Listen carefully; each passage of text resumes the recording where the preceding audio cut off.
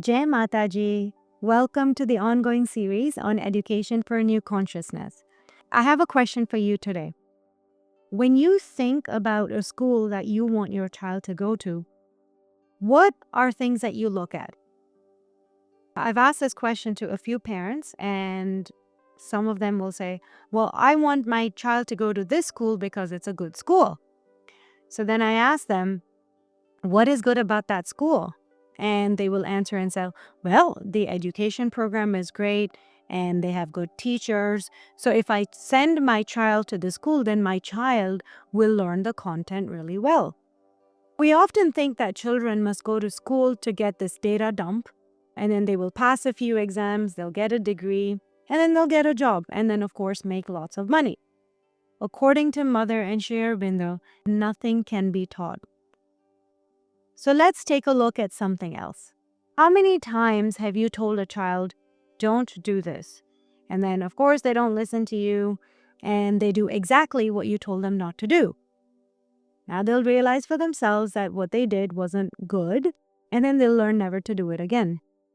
Teaching is more effective when a child learns by himself or herself rather than simply telling them or teaching them what to do. And so we need to approach teaching as though it is an experience of learning something new rather than just dumping some data and facts around a certain topic. So according to Mother and Sri Aurobindo, a teacher is somebody who shows a child how to get the knowledge. And here, the teacher is only going to act as a guide or a helper. And the job of a teacher is to encourage the child to learn something new and become perfect at whatever they're learning and whatever they're doing. So with this in mind, I'd like to ask you again, when you choose to send your child to a specific school, are you looking to see if the teacher fits this criteria? Another thing that I have seen is that all parents want their children to get the best possible education out there. Not only is it just going to the best school, then they also use it to the best university, and then they want the best job. And, everybody want the best for their children. And there's nothing wrong with that. How do you know that what you define as best is really what is best for the child? Do you have a knowing that this must be best of the child? Or is this your viewpoint about what best should be? In this journey of learning, what we fail to realize is that the child also has a mind.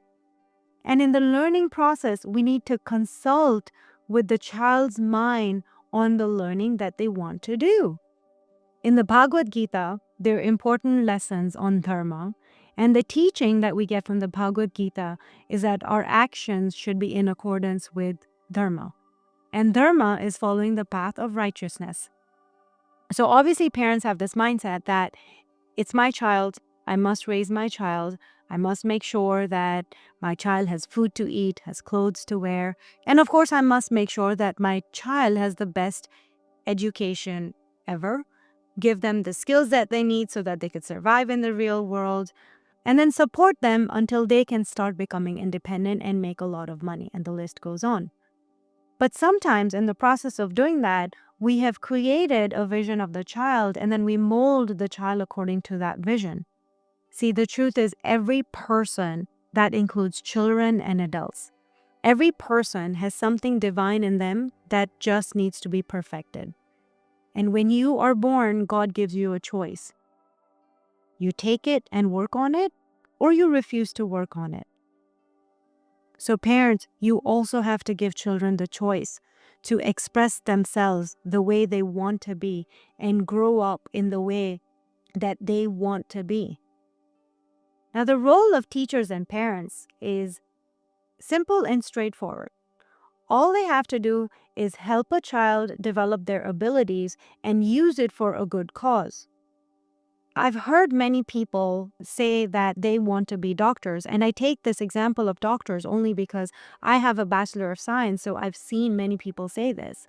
And my friends at the time would say, well, I want to become a doctor because doctors can make a lot of money, and then if I make a lot of money, then I can live comfortably for the rest of my life. If you want to become a doctor, that's perfectly fine, but please don't go for a certain career just because of money. You have to think about what your contributions are going to be at the end and make sure these contributions are noble. So there's nothing wrong in making money. It's perfectly fine. Money is a grace of the divine. But what you really need to be doing is take that money and put it towards a divine cause and not use it for yourself. And this is a lesson that children need to be taught. So with education and so many aspects of education, we need to know where to get started. When a child is born, what are things that you start teaching them with? There's so many things that we can get started on. And mother said, it's simple. Just start with whatever's near them and then work to the far. So, for example, if your child is born in America, then start helping them understand the culture around them, the environment around them. Tell them stories about successful people in America. And then you can start working towards what's done in other countries. Say, for example, you have a child who is born in a farm and there's lots of animals. So their teaching should start with teaching them about animals. What does the animal eat? What does the animal drink? What does the animal like? What's the color of the animal? What's the shape of the animal? What are the sounds the animal make? Learning can just be simple. So start with what is near you. But what you really need is to be able to do this teaching in a language. What mother's advice is to teach everything in the mother tongue. Start teaching the children the mother tongue language. Don't just start taking spelling books and hand it to the child and as though that's the first thing they need to learn. Teach them the language. Through the language, get them to learn to see what is around them. And then start seeing what appeals to them. So if you have a child who takes a lot of interest in you washing dishes, then get them to play with some kitchen utensils, if that's what interests them. If a child is watching you mop the floor, then let them start mopping the floor. Let them learn that. Through that, only are you going to be able to understand what they truly like. Don't just give them books to start copying spellings. Now, spellings is something that you need to learn, but that can also happen much after you figure out what the child is interested in. And make the learning fun. So if a child loves food, give them different combinations of food. Have them organize food in different ways and just make sure that they can have fun with that. That brings us to the end of this session. Just to summarize, remember one thing, there's nothing that you could teach a child. And in the learning process of a child, the child's mind needs to be consulted.